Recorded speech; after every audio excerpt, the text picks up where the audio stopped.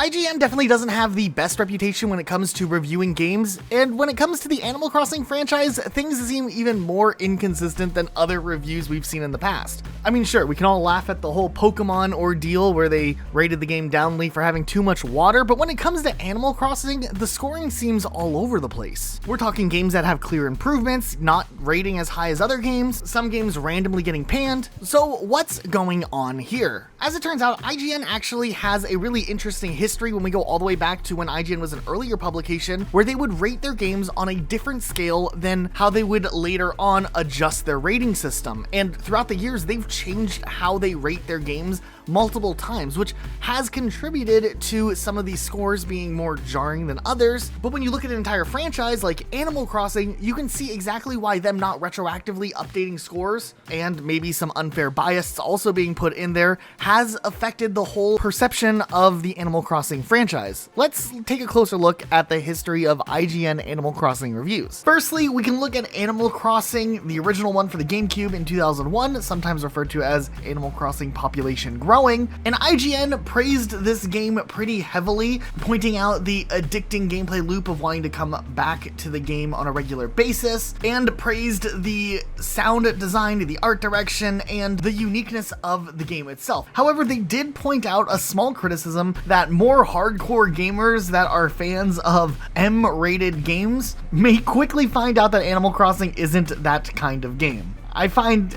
that's interesting that that's even included in this review. Still, nonetheless, they praise the game for being a game unlike anything else and one of those games that a lot of people really need to try out before they can pass a judgment on the game because it is different, unlike any other game really in similar type genres. And also even pointed out if you're a Nintendo fan, you have to pick it up just because of the inclusion of the NES classics, as the original Animal Crossing game let you collect and play the classic NES games. So ultimately, IGN came around placing the original Animal Crossing game at 9.1 out of 10. So we have a nice little game to look at the base starting point, but when we look at some of the other reviews IGN has done, it gets a little more complex. For instance, shortly after their review of Animal Crossing for the GameCube, they shifted over and reviewed Animal Forest for the Nintendo 64, which only released in Japan, though they had it imported and played through the game over there to write up a review. Mind you, Animal Forest and Animal Crossing are very, very similar. Sure, Animal Crossing has more features, but Animal Forest at its core was a very similar game. And we will see the scoring being pretty similar here as well, except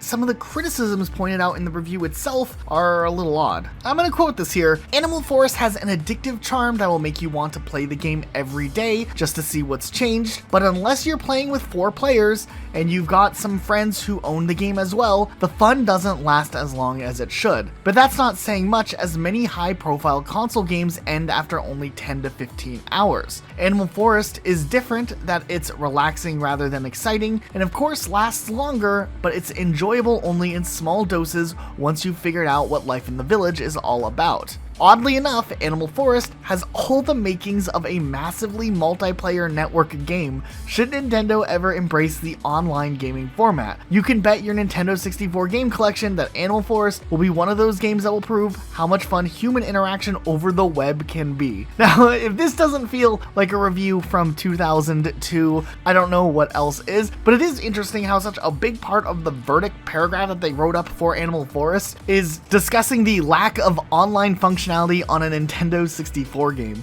something that the GameCube very barely even had, but it would be something embraced when Animal Crossing did come to the DS and the Wii later on. So ultimately, they ended up giving Animal Forest for the N64 an 8.6 out of 10. Next, 2005 would be a really big year because it was the first time that Animal Crossing would come to the Nintendo DS in the form of Animal Crossing Wild World. There is a lot of new things introduced here. First of all, your house was now in a freestanding location, not set up in this little neighborhood just for the players. And while if you shared a DS with multiple other people, you would all have to share the single house, This did also mean that if you had your own DS or you were the primary DS owner, you could have a much bigger house than you could in the original Animal Crossing game. There was a lot of new features added to this version of the game. You could take your hats off now and get different hairstyles. And of course, the online functionality was a big deal, which was a first for the franchise, and it made it really easy to trade and interact with the larger community online. And there was also a really easy way to locally play together at the same time, which wasn't a thing in the GameCube days. All of this maybe briefly gets mentioned in the IGN review of Animal Crossing Wild World. They praise a lot of the aspects from Animal Crossing, especially the main core gameplay that was popularized in the GameCube version.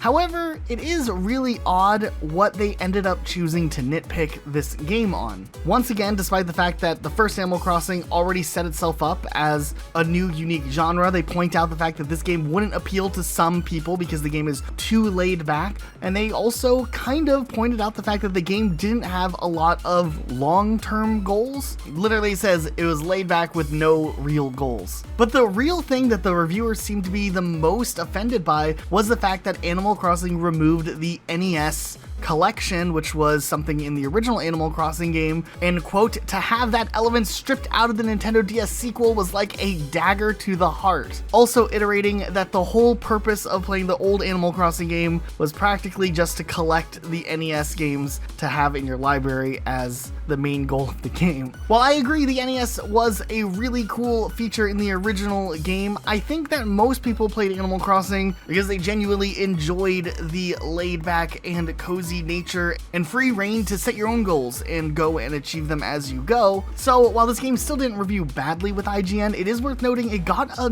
bump down from what the other games got, this time only scoring an 8.8 out of 10, despite the fact that this was one of the most beloved games in the Animal Crossing franchise to date. Okay, just a few years later, we would see Animal Crossing City Folk released for the Nintendo Wii, and IGN did a video review of this game, and it is interesting to look at all of these years later. City Folk is still fun, but I do hope that the next Animal Crossing has something much more to offer than a lousy city to walk around in. If I wanted that, I could just step outside. Oh boy, I feel like they definitely went a little bit too harsh on Animal Crossing City Folk. There was some valid criticisms in their overall review, pointing out the fact that the game is very similar to the DS version of Animal Crossing and provides a very similar experience. In the written version of the review, they point out that the game is a good game, but not a very good effort as a follow-up or sequel. Its foundation is definitely solid, but it doesn't pay enough respect to the millions of gamers who are involved in making the franchise a successful one. And I understand the criticism that the game is too much like Animal Crossing Wild World, but minding the fact that this is a new platform released a very short amount of time for Animal Crossing to be on, and they added this whole city function that added a ton of new experiences to have in Animal Crossing, along with new fish, bugs, and of course new scripts and whatnot. If you were an experienced Animal Crossing fan, yeah, you might lose interest in this one faster than other games, but if you were walking into Animal Crossing for the first time as a new player, this experience would be pretty much on par, if not better, than the DS experience if all you had was a Wii. So I do find it interesting the fact that they gave this game a 7.5 out of 10, considering Wild World, which was almost what they're saying identical to this game, scored much higher. I remember this game also had voice communication, which was something not really talked about too much in the review itself, and the fact that there was online events was something different that the previous games never had offered in the past, something that was utilized with the Wii software. I don't know, I think this is one of the more atrocious reviews that I can't really back behind and agree with. There would be a little break in the Animal Crossing franchise for a little while before we finally would see the release of Animal Crossing New Leaf in November of 2012. And maybe this little break did a lot for Animal Crossing's reputation as far as reviews were concerned by IGN, but this game ended up scoring very well. This time around, getting an impressive 9.6 out of 10. Now, we do have to wonder, is it because the person reviewing this game, Audrey Drake, wasn't the same person who reviewed Animal Crossing City Folk, which got a 7.5 out of 10. To be fair, New Leaf did push the boundaries, adding a ton of new features like being able to change your pants, and you're the mayor of your city, which was a pretty big deal. If it was innovation that the franchise needed to keep a high rating, New Leaf definitely showed here, because for the most part, I do agree that New Leaf is a very solid Animal Crossing game. However, in comparison to something like City Folk, I feel like City Folk is still hanging way lower than it probably needed to. A 7.5 just seems really, really harsh still. Okay, for the sake of having accuracy in this video, we do have to also take a look at some of the Animal Crossing spin-off games that came out in this weird era where Nintendo was kind of struggling a little bit with the Wii U, and the 3DS had to do a lot of the heavy lifting for Nintendo. This brings us to 2015 when Animal Crossing Happy Home Designer released, which was the first major Animal Crossing spin-off game that focused just on the designing aspect of Animal Crossing. You would have a bunch of houses that you would get to decorate, and you had a ton of really cool creative freedom. Now, once again, IGN comes through with an interesting review here, where they gave this game an 8.0 out of 10. And I don't fully disagree with this review. They praised the decorating system, which was refined, just the fact that you could just have full creative access to kind of design these houses however you wanted. However, the lack of actual rewards itself and not being able to have your own home and have your own town in the same spirit of Animal Crossing, because this was a spin-off, did feel like a big drawback to this game, and they probably should have just made it some sort of massive expansion to New Leaf, similar to what they would end up doing down the road with New Horizons and Happy Home Paradise. So I can't say I'm too far against the 8.0. However, when you're looking already at the grand scheme of how all of these games have rated in so far, it does seem a little bit interesting that this game still is placing higher than things like City Folk.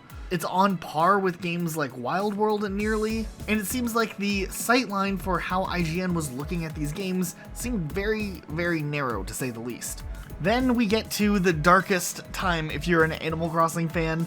2015's Animal Crossing Amiibo Festival. I remember being so excited seeing the Animal Crossing stuff pop up for a split second on the screen during the Nintendo Direct, just to find out that it was this board game spin-off that wasn't an actual Animal Crossing game to the Wii U, and we would later learn that the Wii U would be completely skipped as far as main Animal Crossing games were concerned. Maybe that was partially due to the fact that City Folk reviewed so poorly, but instead we got this weird cash grab for Amiibo with a very low tier board game that doesn't play nearly as well as something like Mario Party would on a home console. This was really, really bad, and to date it's probably one of the biggest black eyes on the Animal Crossing franchise as a brand. IGN still gave this game a 5.0 out of 10 because it was charming and had fun ideas. Though they criticized the fact it was slow, shallow, and the amiibo usage was apparently poor,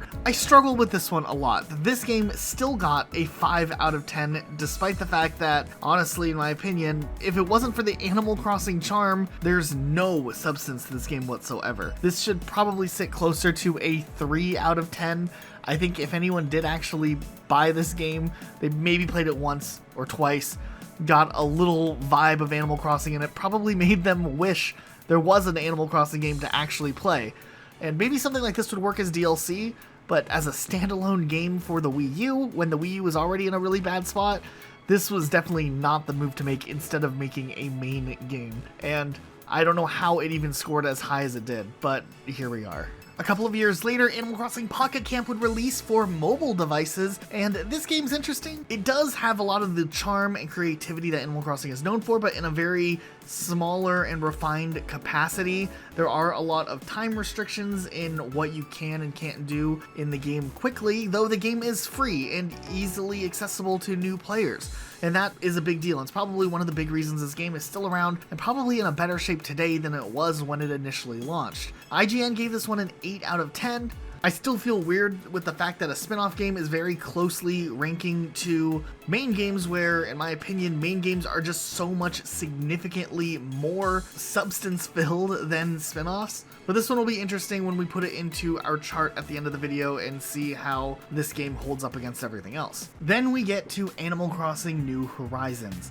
And this is where I feel like IGN's entire review process and goals and what they set out to achieve in having this long-lasting history of gaming reviews across their publication completely implodes on itself, especially because of the way that the rating systems have changed over the years. Animal Crossing New Horizons, which despite some of the shortcomings that some fans might have pinpointed against this game, it is definitely one of the most fulfilling and most evolved entries in the entire franchise. You might have preferences to some of the older games, like in the way that the writing was or just the charm of some of the things, but overall, feature-wise, Animal Crossing New Horizons is completely top tier. Though, if we look at IGN's review, they gave it a 9 out of 10. An amazing score, but comparatively to how all these other Animal Crossing games have released over the years, it's sitting below where you think this game would be if you were trying to make a ranking off of all of the individual game releases. The only criticism that they could even pull for the review itself was that it took a little too long to get to the part of the game where you could fully customize your island. It's just such a weird way to try to find something wrong with the game just to justify the score that maybe was already premeditated before the game even was fully released and out there and people had time to form opinions on the game.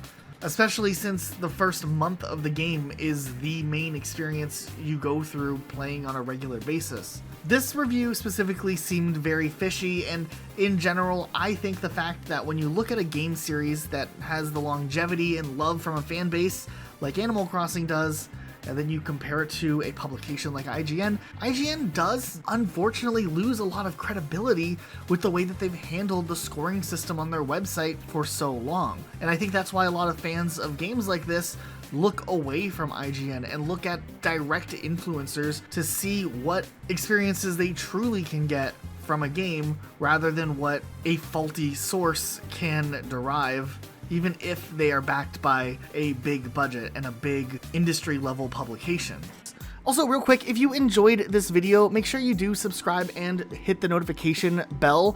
I am kind of a brand new Animal Crossing content creator, and there's already not enough Animal Crossing content creators out there. So in general, if you like Animal Crossing videos and you see any content creator that you enjoy making this type of content, showing them support does go a really long way compared to some of these massive channels that cover bigger games than Animal Crossing. I don't know, maybe it's just me, but even just one subscription goes a really long way. Thanks so much for watching. You can check out the other videos we did on this channel. We'll see you all next time with a brand new video.